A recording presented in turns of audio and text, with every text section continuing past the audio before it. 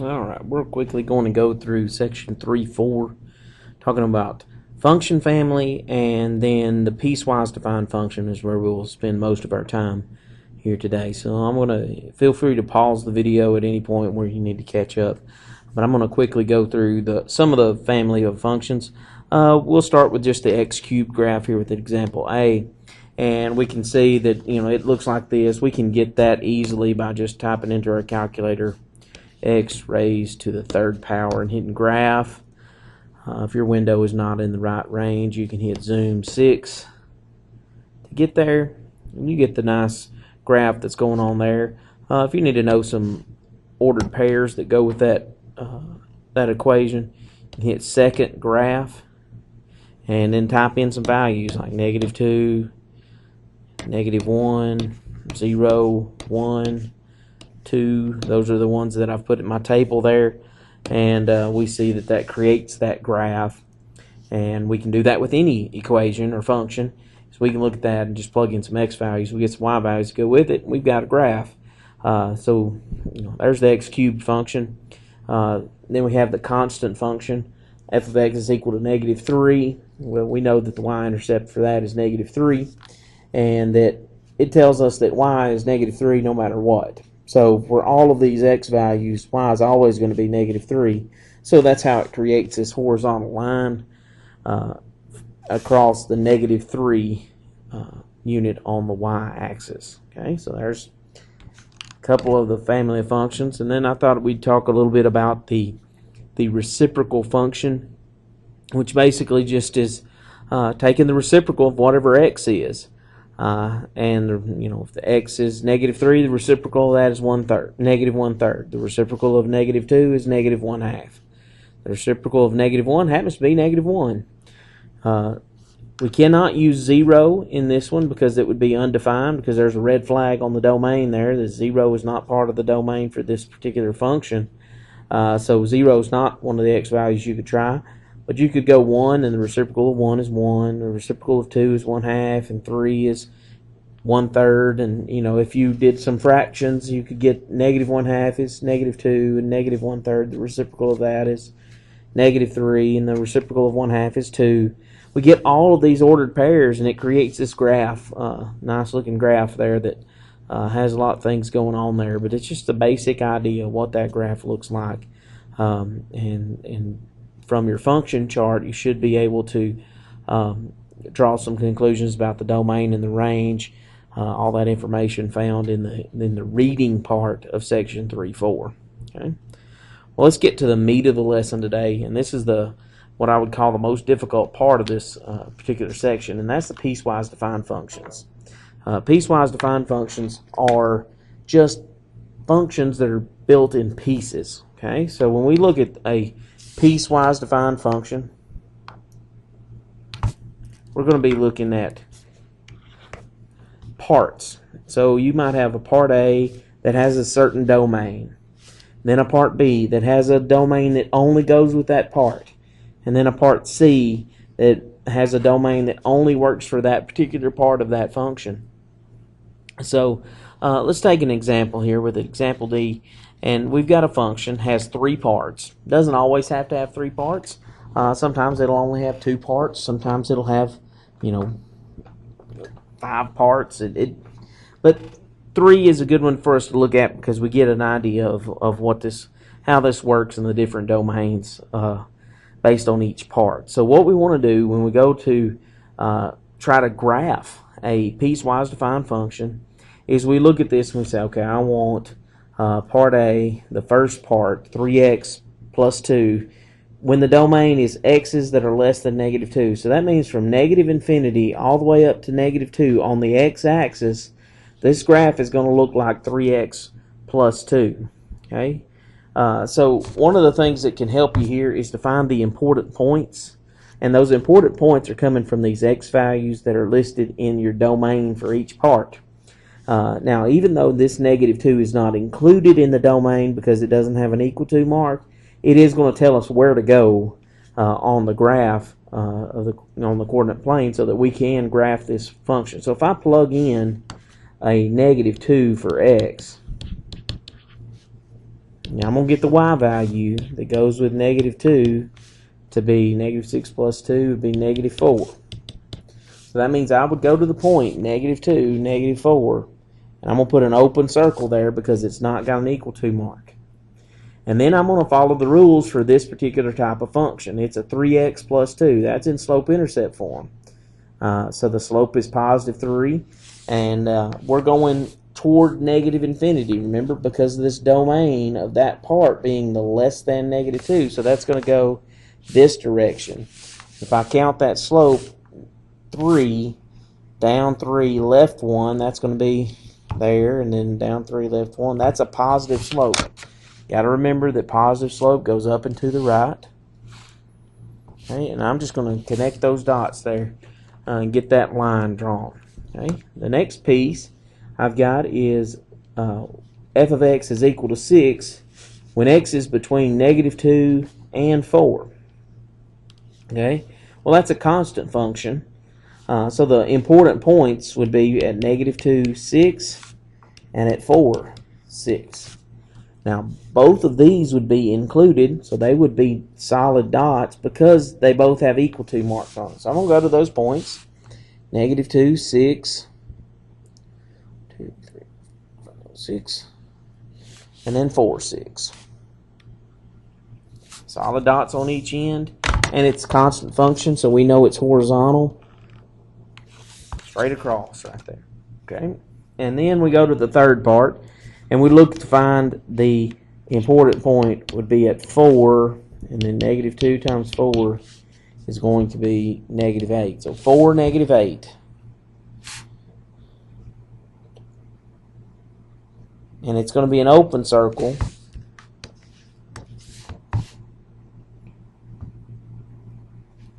Because that doesn't have an equal to mark. And then it says it has this is a linear function because it's -2x technically plus 0. So the slope's -2. So I'm going to go down 2, right 1, down 2, right 1. And I've got my first piecewise function graphed. Okay. Not too bad. We just got to look at each piece individually. And don't try to do more than one piece at a time. Do the first part with its domain, get that graph drawn, then move on to the second part, then move on to the third part. Okay, so let's look at another one, see if we can graph it. This one has an x squared as long as x is less than 2, and then has a 3x plus 5 as long as x is greater than or equal to 2. So we've got to find the important points for this particular graph. The x value is going to be 2. And 2 squared would be 4. So that point 2, 4, it's going to be an open circle because that does not have the equal to mark there. And then I want some x values that are less than 2 to plug in here. So I'm going to plug in 1. 1 squared is 1, so that would be a point right there. 0, -1, squared is +1. 2 squared would be 4. You know, you could go to 3 squared. Get that point, but you get this quadratic shape, the parabola, on that left side of this graph because it's less than 2. That's what that domain is. So we get that type of graph looking. Okay, now the next part, we get an important point at 2, and if I plug a 2 in here, this will be -6 plus 5, be -1. So I'm going to go to the point 2, -1. This one will be a filled-in dot because it's got the equal to mark there on the inequality. And then I'm going to go, okay, well, it looks like -3x plus 5 going toward positive infinity. So I'm going to go down 3, right 1, and that would move me toward positive infinity. So I get this straight line for that particular part. There's only 2 parts to this one, so I've graphed both of those, and I'm finished with that particular graph. Okay. So getting the basic graph of a piecewise defined function, not too bad. All right, let's look at getting the graphing calculator to help us out here. So I'm going to go to y equals on my graphing calculator, and here's what I need to do. I need to type in each piece in parentheses. So I'm going to type in the x squared in parentheses. And then in parentheses beside that, I'm going to put the inequality that goes with it, and that was that x was less than 2. So I need to find that less than button. That less than button is found by going second math and getting these test values. And I need a less than, so that's number 5, 2. And then I'm going to get the second piece. And it was negative 3x plus 2, I believe. No, excuse me, it was plus 5. So I'm going to go back and put that as a 5. Close those parentheses, and then another set of parentheses. As long as x was, and then we have to go to second math, greater than or equal to 2. So 4, 2 there. And then I'm going to hit graph and see what it does. There's my parabola. Notice it stopped. And then there's my red line. Now these pieces here, these flat lines there, they tell us that those x's are not being used for the red part in this flat area right here. And these x's are not being used for the blue graph. And that gets us an idea of what our graph should look like. So that's one way of getting the graphing calculator to help. You can explore some videos on YouTube about using the TI-84 for piecewise functions. There's plenty of practice videos out there of people demonstrating that. If you need to see some other examples of that. Okay, so let's look at maybe a little bit more in-depth view of one that's got a little bit more going on. It's got the domain a little bit more restrictive on this one. So when I look at this particular function, I see that the first domain is not from negative infinity up to a number. It starts at negative 4 and goes up to 0, and then it picks up again at 0 and goes towards positive infinity. I see that first piece is the constant function at 3.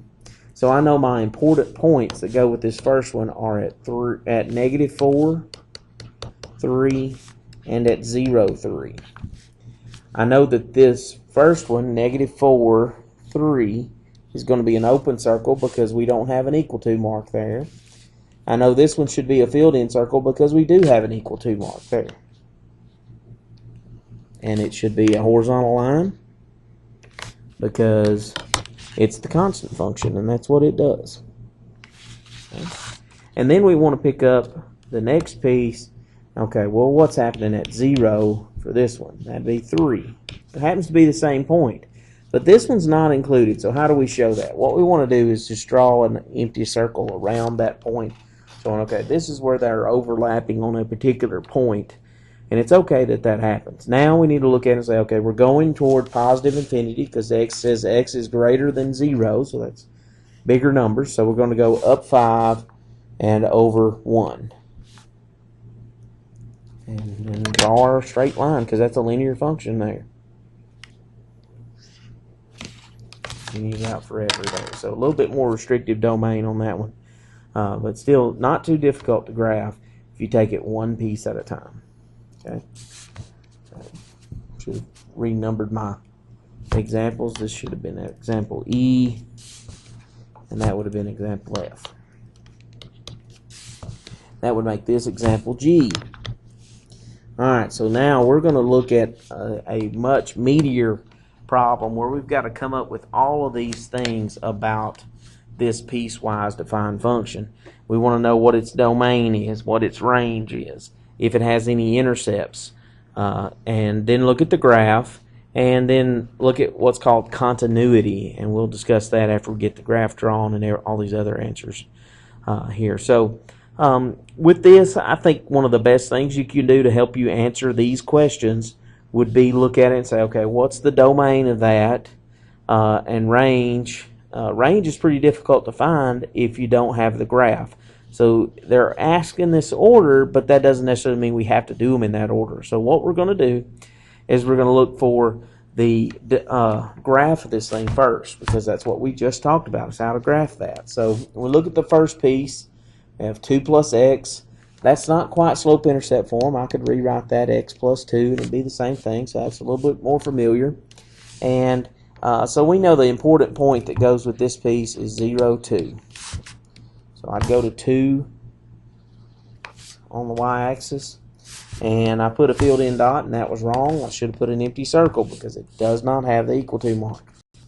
And that's going to the left with a +1 slope. So that should be those points like that. Okay. And then the next piece, the important point is 0, 0, the origin. So 0 to the third power, 0. And this one is a filled-in dot because it's got the equal to mark there. And it looks like the x cubed graph going toward positive infinity. So 1 cubed is 1, 2 cubed is going to get us all the way up to 8.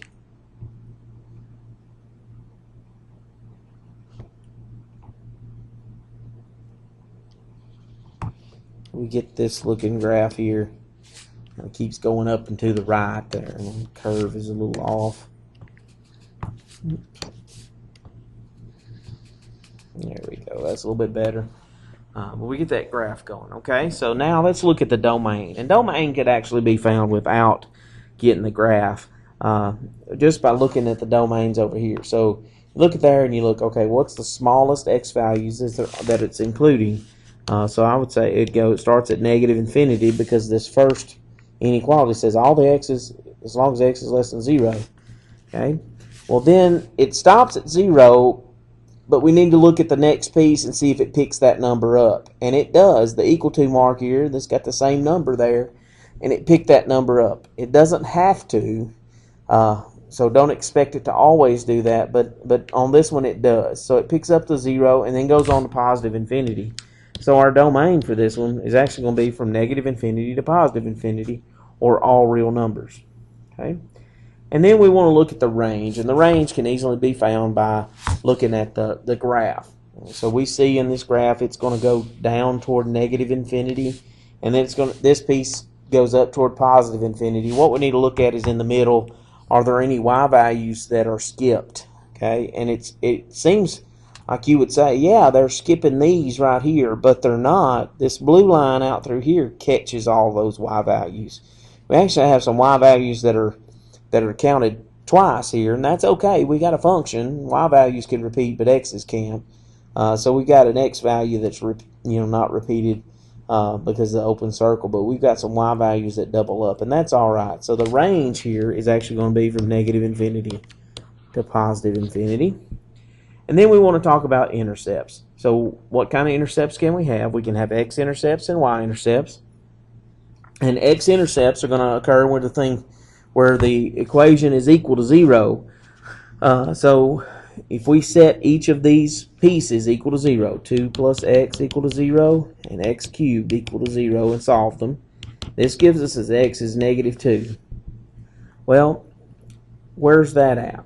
Well, x being -2, it fits into this inequality.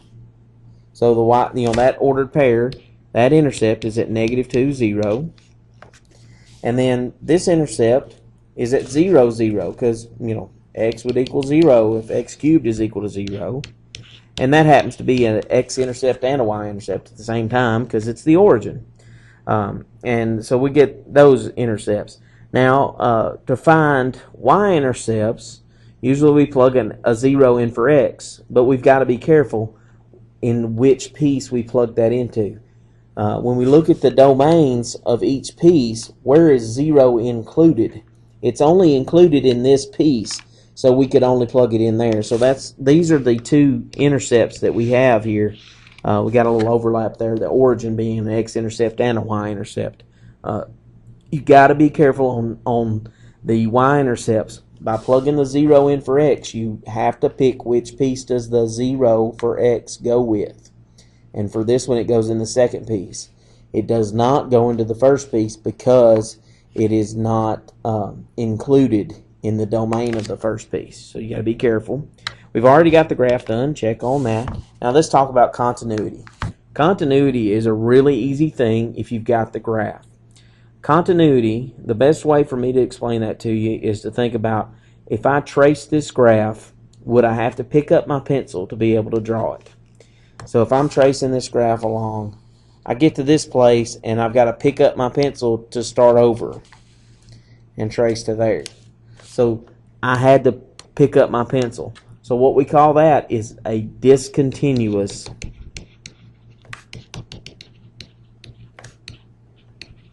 function. If I have to pick up my pencil to trace the graph, it's discontinuous. If I don't, it is called continuous. Okay? Discontinuous, I have to pick up my pencil. Continuous, I don't have to pick up my pencil. Be very careful of that. Really easy on those to figure it out. Okay? Let's answer the same questions about this particular piecewise. We have 5 minus x if x is from -3 to +1, including -3, and then it's the square root function if x is greater than 1. So let's look at that, and we can go ahead and figure out the domain by looking at the ifs. So here we have a -3. That's the lowest x value that's in those domains, -3, and it's got an equal to mark, so it's included. And then it goes up to 1, but 1's not included in this piece. We look to the second piece. Is 1 included in it? No. So it goes up to 1, and then it hops over the 1. And then this piece tells you it's from 1 to positive infinity because its x's are greater than 1. So that's going to be a union with a 1 to infinity for that. It's for the domain. Okay. So now let's look at the range. That's easiest found when we have the graph. So let's get the important points. For the first piece would be at -3, 8. So go to -3, 8. And that's going to be a filled in dot. And then the next point would be at 1, 4. So 1, 4. And that should be an empty circle because it's not included, no equal to mark there. So, and this is a line because it's a linear equation. Mx plus b is just written -x plus 5 would be the right thing there. So we know that's going to be a straight line just connecting those 2 points. We could count the -1 slope and get these points in between if we wanted to. Oops. Okay. Now, the next piece is from 1 to infinity, and it looks like the square root of x function. So I'm going to pick up at 1. The important point is that 1, square root of 1 is 1. So 1, 1 is an open circle where we don't have the equal to mark there. And then if we plug in, I'm going to use nice numbers like the square root of 4 is 2. So x value of 4 goes up to 2. X value of 9 is at 3. And you could keep going from there, but we get this curved graph, like a sideways parabola there on the top half of that. We get that curved graph looking like the square root function. So let's look at that range. That's an interesting range. So range goes up and down. So if we look at that, we want to think, what's the lowest y value on the graph? So if I look, I'm looking up and down here. The lowest, from bottom to top, the lowest y value that's showing up here is the 1, but it's not even included. And that's coming from this ordered pair right there. That's the lowest point there. So that 1 is not included. And then this graph keeps going up forever and ever. This one stops at 8. But this one keeps going up. Eventually, it's going to get to positive infinity for the range. So that's our range.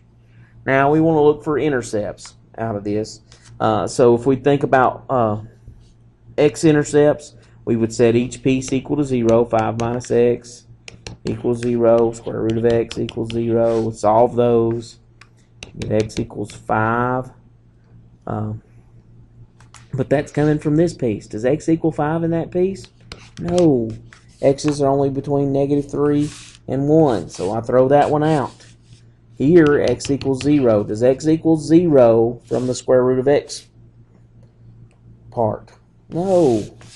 It's for x's that are greater than 1. That one's out too. So we threw out our intercepts there for x-intercepts, if you notice, you look at the graph, is it crossing the x-axis? No, it's not. Okay, so let's look at y-intercepts happen when x is equal to 0. So where is x equal to 0? Well, this one says x is greater than 1. 0 is not greater than 1. Does 0 fit in this inequality? Yeah, 0 is between -3 and 1. So I'm going to plug it into that one. 5 minus 0 is 5. So we have an intercept at 0, 5. Look at your graph. It's crossing the y-axis at 5. That makes sense that that's your intercept, okay? So you got to be careful about what intercepts you throw out, what intercepts you keep. We got the graph done. We've been using it, okay? The continuity. Do I have to pick up my pencil? Yes. So this is discontinuous.